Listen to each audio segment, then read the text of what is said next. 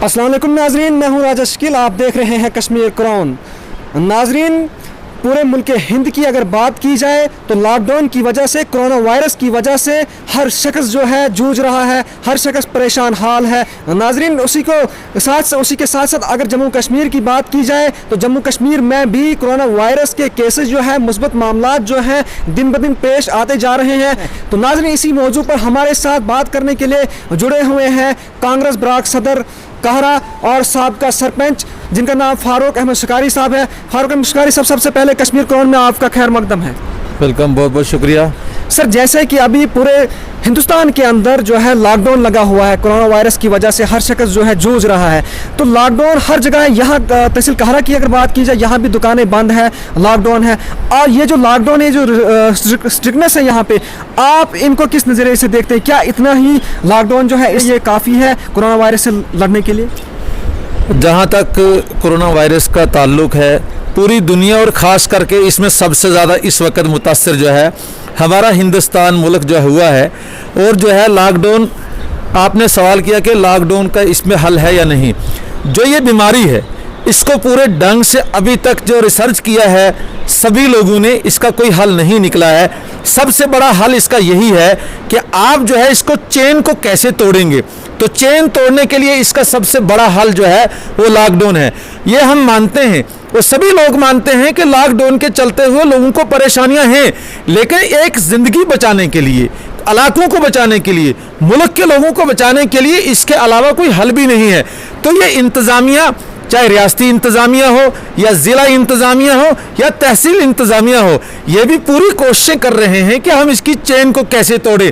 लेकिन फिर भी मेरा ये मानना है कि जिस लॉकडाउन की ज़रूरत है, वो अगर एडमिनिस्ट्रेशन जो है वक्त के नज़ाकत को समझते हुए थोड़ा आराम से जो है लॉकडाउन चला रही है, लेकिन मेरी ये गुजारिश है कि लोगों को कम से कम जो है वो खुद इसका पालन करना चाहिए।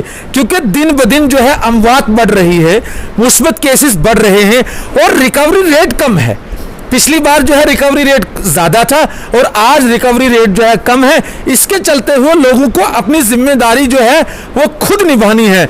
और जहाँ तक ताल्लुक है कि लोगों में इसको परेशानी हो रही है, हमारा मानना है कि माह सियाम के मुबारक महीने चलते हुए लोगों को परेशानी है, इसमें कोई शक नहीं है। क्योंकि मजदूर अपनी मजदूरी नहीं कर पा रहा है, कारोबारी लोग अपना कारोबार नहीं कर पा रहे हैं, और जिन लोगों की ज़रूरियात है मार्केट में आना, वो मार्केट में नहीं आ पाते हैं।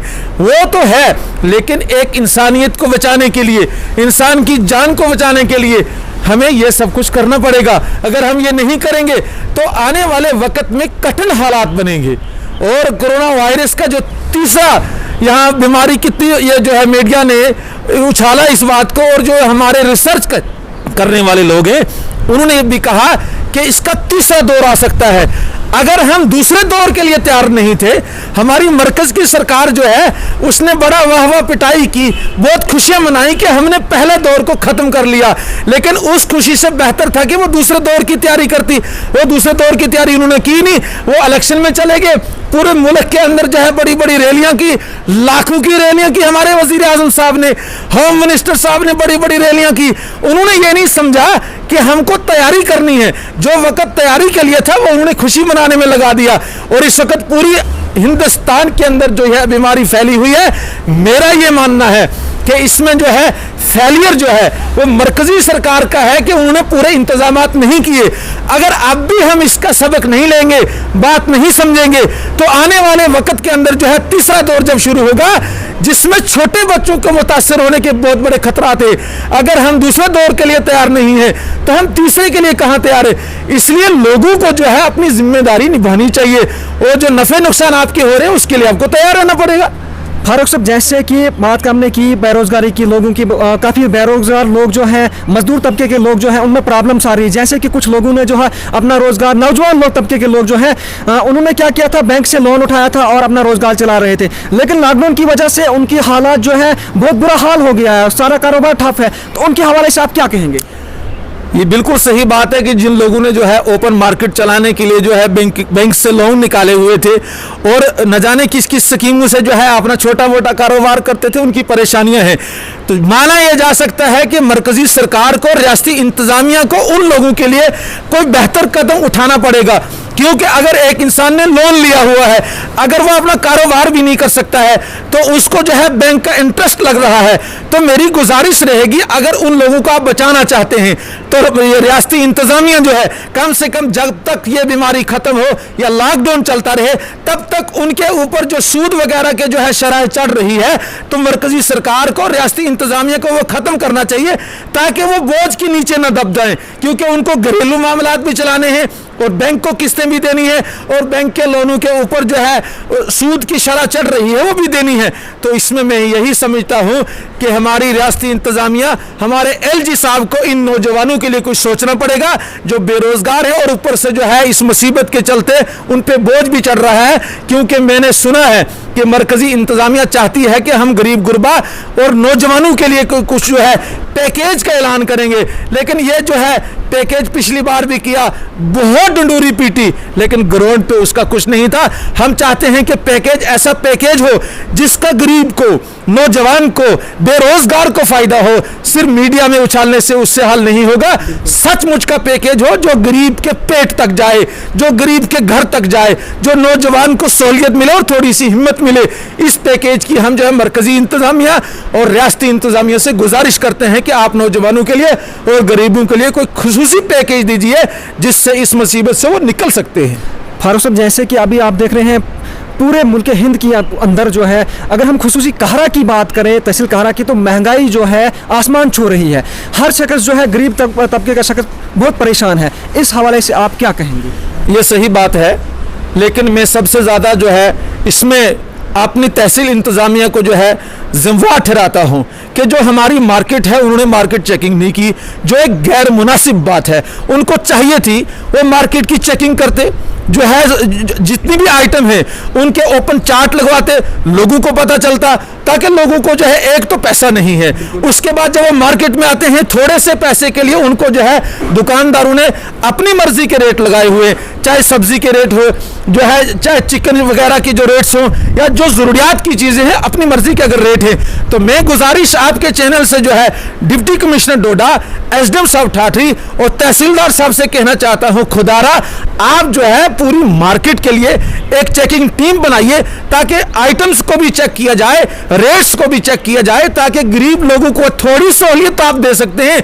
लेकिन ये हमारे अफसरों ने गवारा नहीं की, ये अच्छी बात नहीं है जो उनको करनी चाहिए। मैंने आपके जो चैनल के माध्यम से जो है इनसे अपील की है, हम चाहेंगे कि वो ये काम करें, क्योंकि अगर अल्लाह तबारक व तआला की तरफ से एक मुसीबत पूरी दुनिया के ऊपर है तो हमारे जो अफसरान हजरात जो कुर्सी पे बैठे हैं, अगर वो भी अपनी जिम्मेदारी को नहीं निभाएंगे तो अल्लाह तबारक व तआला जरूर उनको भी पूछेगा। हिसाब हमको भी देना है, हिसाब उनको भी देना है कि आपने इस गरीब आवाम के लिए इस मुसीबत के चलते हुए क्या किया था। तो मेरी अपील है कि आप इस ओपन मार्केट को चेक करें और हालात को मेंटेन बनाएं, उनकी जिम्मेदारी है। साथ में यह भी मैं कहना चाहता हूं कि इस वक्त जो है हमारे दही इलाकों के अंदर शहरों से गाड़ियां जो जाती हैं वो अपनी मर्जी का किराया लेती हैं। कहरा से टांटा हो, कहरा से जोड़ा हो, कहरा से धरूट हो और कहरा से जो है हमारा ये नीचे नीचे का एरिया, आपकी हलारन का एरिया है, चब्बा का एरिया है, तरहकल का एरिया है। मेरी गुजारिश है एसडीएम साहब ठाठी से, आरटीओ डोडा जो हमारा है और एसडीपीओ गुंदो से और हमारे पुलिस चौकी कहरा से और तहसीलदार साहब कहरा से भी कि आप इन गाड़ियों के रेट्स को चेक कीजिए।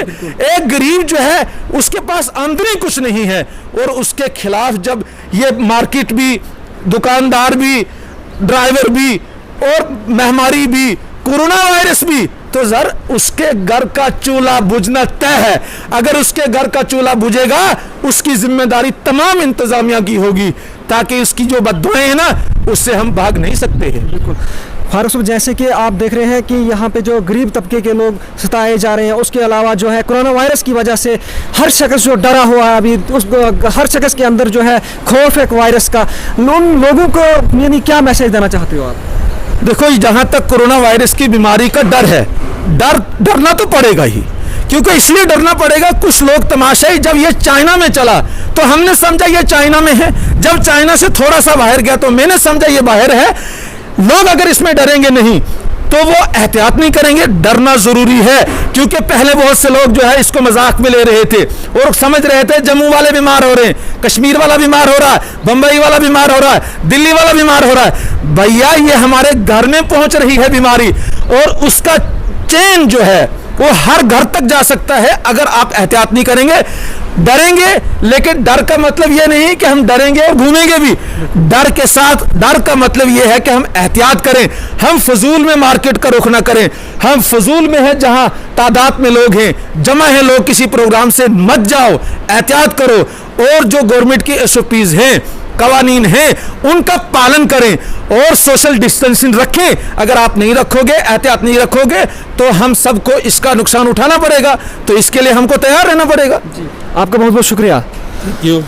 नाजरीन, तो ये हमारे साथ जुड़े हुए थे कांग्रेस ब्लॉक सदर कहरा फारूक अहमद शिकारी साहब। आपने इनकी ज़बानी सुना कि कोरोना वायरस जो है ये बहुत ख़तरनाक बीमारी, बहुत ख़तरनाक वबा है, ये हर किसी के घर के अंदर भी जा सकती है। इसलिए जो लोग डरे हुए हैं, जो लोग डरते हैं लेकिन उसका पालन नहीं करते हैं, SOPs का पालन नहीं करते हैं, उनको चाहिए कि वो कोरोना वायरस, इस वबा का जो है और इसका पालन करें। जो भी इसके लिए एहतियाती तदबीर बताई गई है उन पर गौर करें। नाजरीन, इसी तरह की अपडेट्स के लिए कश्मीर क्रॉन के साथ बने रहें। शुक्रिया।